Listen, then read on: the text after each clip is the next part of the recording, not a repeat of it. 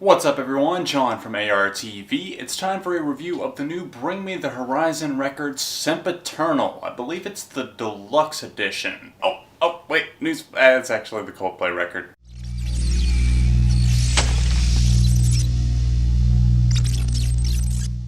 What's up everyone, John from ARTV. Let's talk about the 7th studio album by the British rock and pop outfit Coldplay. Massive band. This new record is called A Head Full of Dreams, the follow-up to last year's Ghost Stories, which actually placed in the top 15 of my favorite albums of 2014. Ghost Stories was a breakup record. There's no way around it. It was very melancholy, but at the same time it was very moving. It was a record that I connected with. I was in the process of moving, and it felt like he was in the process of moving in a different department of his life, but I found that a lot of the songs applied. Now with A Head Full of Dreams, yes, things are getting a little bit more upbeat once again. They actually kind of channeled their 2011 record, Milo's I Loto. I caught them on that tour, and it was excellent. I loved it. I actually ended up getting into Coldplay a lot more after seeing them live. And if you're wondering, yes, I did keep the bracelet. I mean, why the hell would I throw that away? It doesn't light up anymore, but it still looks cool, right? Ghost Stories was the breakup. A Head Full of Dreams is Chris Martin building himself back up from the ground once again.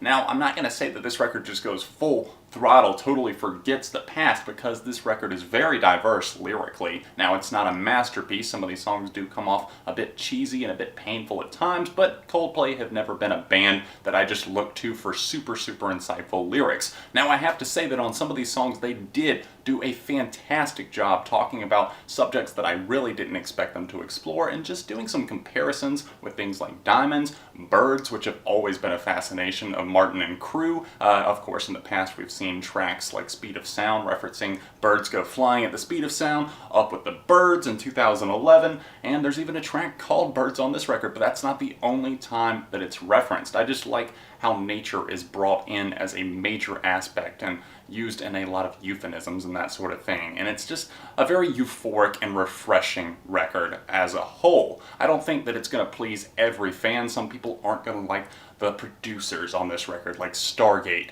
and then you've got some big names on the features like Tovlo and Beyonce. But let's keep in mind that this is not the first time they've done this. Princess of China came out in 2011 in that very exploratory record Milo's I Loto. A lot of fans were very mixed and divided, and it took some time to grow on me, I will say that. At the time, I think a lot of people were still expecting just more of a piano rock styled sound. Viva La Vida was a very solid album that I got into. I think a lot of people absolutely loved it, and they were not expecting such a poppy release. And I think that they've gotten back to that kind of once again with A Head Full of Dreams. You've got guitar-driven songs on this record for sure. I mean, Up&Up has the one and only Noel Gallagher playing on it. If you don't know who that is, look up Oasis right now. Actually, Adventure of a Lifetime is one of the most guitar-focused songs that I've seen from Coldplay in quite a while. I love how joyous this track is. It just has this furious and euphoric little guitar that just loops all throughout, and I love the enthusiasm that it just bleeds practically. It's just one of those songs that sees Chris Martin just overcoming,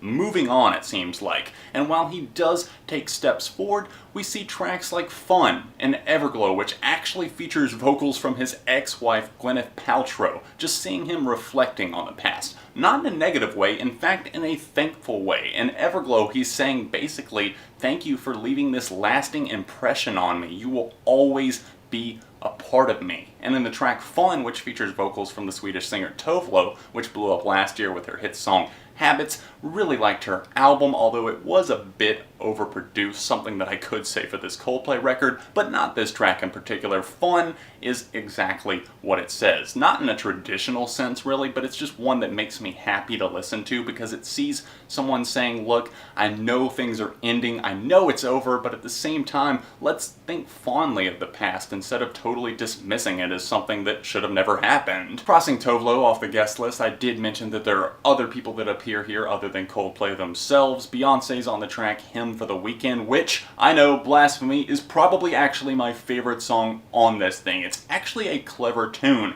Reading through the lyrics, you might think, wow, this is absolute crap. I can't believe Coldplay would write something like this. But when you dive into it and listen to it, the booming drums, the great bass line on this track, it's just a rich song with great harmonies from Chris Martin and Beyonce, of course, just coming together for a very euphoric song that is forward thinking in the sense that he's getting over someone and moving on to this relationship. He feels like life is a drink and love is a drug, which basically means he feels like somebody slipped something in his drink and now he doesn't even know what he's feeling. It's just all over the place. He hasn't felt this feeling in quite a while, and now I love seeing this play out. It's just a blast to listen to. There's a couple of interludes that I heard a lot of hype about just because President Obama is sampled on this thing, and then of course you've got a Persian poet that had his poetry from the 4th century, I believe it was, translated into the form of a song. It sounds nice on paper, but it doesn't translate that well musically, in my opinion. The song that's really bothering me, though, is X Marks the Spot. It's one that was a hidden track after Army of One, and